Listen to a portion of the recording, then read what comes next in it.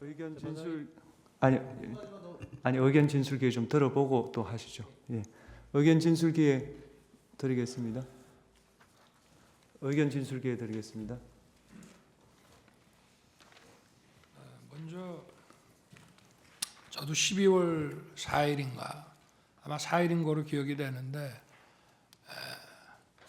그 여인영 그 방첩 사령관이 그 조지호 경찰청장한테 뭐 위치 확인, 뭐 체포 이런 거를 부탁했다는 기사를 보고 저도 김용현 그때는 국방장관이 구속이 안 돼 있는 상황이어서 제가 이게 어떻게 된 거냐라고 물어본 적이 있습니다. 그랬더니 좀 두 사람 다 이런 수사나 이런 거에 대해서 특히 여인영 사령관은 저게 순작전통이고 해가지고 도대체 이 수사에 대한 개념 체계가 없다 보니 위치 확인을 좀 동향 파악을 하기 위해서 했는데 경찰에서 그거는 현재 사용하는 휴대폰을 알지 않는 한 어렵다고 딱 잘랐다고 이렇게 얘기를 해서 저도 그런 부분에 대해서는 정말 불필요한 일이고 잘못됐다고 생각합니다. 그러나 지금 이제 우리 국정원 1차장의 이 메모와 관련된 문제는 그런 차원의 문제가 아니고 저와 통화한 거를 가지고 대통령의 체포 지시라는 것과 연결을 해서 바로 이 내란과 탄핵에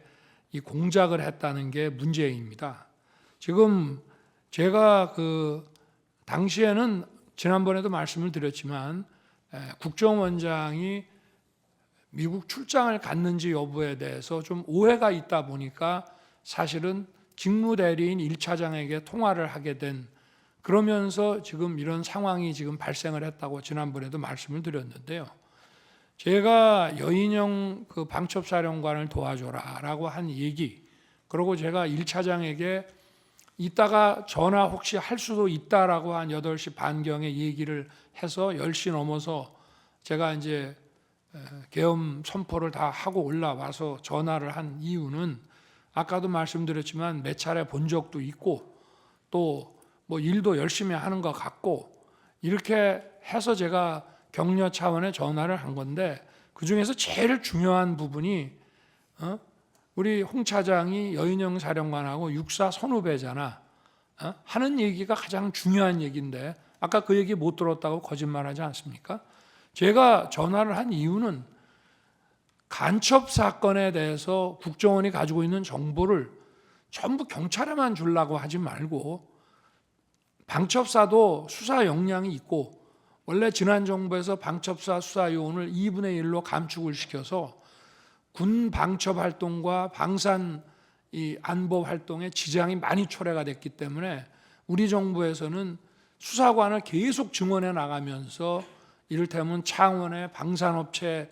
그 보안 지키는 문제부터 시작해서 방첩사를 계속 키워오고 있는 상황이고 제가 김규현 국정원장뿐 아니라 조태용 국정원장한테도 방첩사 지원을 수도 없이 얘기를 했습니다. 그래서 제가 1차장에게 전화를 하게 되면 이거는 그 얘기하려고 하는 것이지 계엄과 관련된 사무는 국정원에 당시에는 뭐 요청할 일도 없고 또 만약에 여러 가지 계엄과 관련된 정보사항을 좀 파악을 해야 되겠다 하면 대통령이 국정원장한테 전화를 하지 차장한테 전화한다는 거는 이거는 공직사회에서 있을 수 없는 일입니다. 그리고 지난번 그 국정원장 그 어디 경찰 조사 때도 뭐 대통령께서 국정원 직제를 잘 모르시는 것 같습니다라고 조서를 수사관이 받은 모양인데 그거 전부 엉터리입니다. 우리나라에서 국정원 직원 빼고 저만큼 국정원에 대해서 잘 아는 사람이 없습니다. 저는 국정원 수사를 물경 3년을 했고요. 그리고 국정원, 방첩사, 경찰의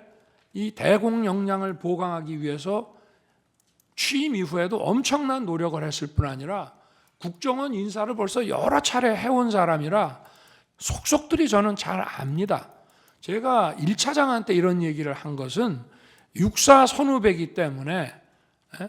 좀 국정원에서 이런 걸 할 때 정무직 회의라든가 간부 회의 때도 좀 거들어 주라는 얘기를 이제 한 것인데, 이거를 간첩을 좀 많이 잡아 넣기 위해서 정보를 좀 경찰만 주지 말고 여기다가도 방첩사에도 주고 지원을 좀 해주라는 얘기를, 이런 무슨 목적 없는 체포 지시로 해서 그 여인형이 뭘 부탁도 안 하는데 대통령이 도와주라고 그랬다고 해서 이런 거를 받아서, 여인형은 경찰에다가 물어보니 경찰이 어렵다고 하니 국정원은 뭐 미행이라도 하고 뭘 하니 그거 뭐 위치 확인하는데 좀 도움이 될까 해서 헌 얘기를 이렇게 엮어가지고 대통령의 체포 지시로 이거를 만들어냈다는 게 이 핵심입니다, 이게. 그래서 이 메모를 아까도 왜 자, 지금 12월 3일 날 밤에 저 국정원은 뭐 신출귀몰 안 되고 뭐 저 영장 없이도 이렇게 수사권이 없어도 뭐 좀 미행이라든지 뭐 정보 활동을 통해서 사람 어디 있는지를 알아낼 수 있지 않는가라는, 뭘 잘 모르는 사람의 이런 부탁을 받아서 미친놈 말도 안 되는 소리 하네라고 했다고 하면서 그거를 또 한 번 계속해서 이 메모를 만들어 가지고 있다가 자기가 12월 5일 사표 내고 6일 날 해임이 되니까 이걸 가지고 대통령의 이 체포 지시다라고 이거를 엮어낸 것이 바로 이 메모의 그 핵심이라고 저는 말씀드리고 싶습니다. 그리고 아까 국정원장에게 대통령이 방첩사 지원하라고 했던 얘기에 대해서 국정원이 원장이 별다른 대답을 안 했다는 것은 제가 판단하기에는 저한테 하도 들었기 때문에 그 얘기는 맨날 하는 얘기니까 아마 내가 저 국외 출장 중인 줄 아시고 저 1차장하고 통화를 했다가 그 얘기를 하셨던 모양이구나 라고 저는 원장이 받아들였을 것이라고 생각하지, 개헌과 관련된 별도의 그 어떤 지시였다고 한다면은 바로 저한테 아마 국정원장이 특달같이 전화했을 겁니다. 1차장한테 뭔 지시를 하셨다는데 그게 뭡니까 하고, 그래야 그게 국정원장이지, 아니 개헌과 관련된 지시라고 생각을 하면서 1차장 말을 그냥 무시해버리고, 아니 그 앞에서는 무시하는 척을 하더라도 대통령이 자기 밑에 사람한테 뭔가 개헌과 관련된 업무 지시를 했다면 특달같이 저한테 전화하는 게 상식 아니겠습니까? 그거는 수도 없이 들었기 때문이고, 지난번에도 왜 한번 재판관님께서 어떤 그 작년 그 상반기 저 총선 전에 어떤 그 안가 자리에 그 여인형 방첩사령관이 거기에 왜 참석했냐고 한번 물어보신 것 같은데, 그 자리가 바로 국정원 보고 방첩사 지원해 주라고 하는 그런 자리입니다. 그렇기 때문에 그 말씀을 좀 드리고요. 그리고 아까 그 무슨 제 무슨 처와 국정원장 간에 휴대폰 문자 주고받았다는 부분에 대해서는 그건 저도 알 수 없는 것이지만, 저와 제 처는 지난 11월 7일 대국민 담화와 기자회견한 이후에 소통 방식을 개선하고 휴대폰을 바꾸겠다고 이미 국민들에게 다 말씀을 드려서, 제가 아마 11월 중순에서 남미 G20하고 APEC 출장 가기 직전 아니면 그 직후에 휴대폰을 바꿨습니다. 그래서 비화폰을 저 같은 경우에는 국정원장하고 썼고요. 아마 제 아내는 국정원장이 안보실장이던 시절에는 전화번호를 가지고 있었을지 모르지만 휴대폰을 이렇게 그 비화폰 아닌 개인 휴대폰을 바꾸고 원래 휴대폰을 다 없애버렸기 때문에 저는 그 통화 내역이 어떤 건지 사실 좀 궁금합니다. 네, 이상입니다. 네, 추가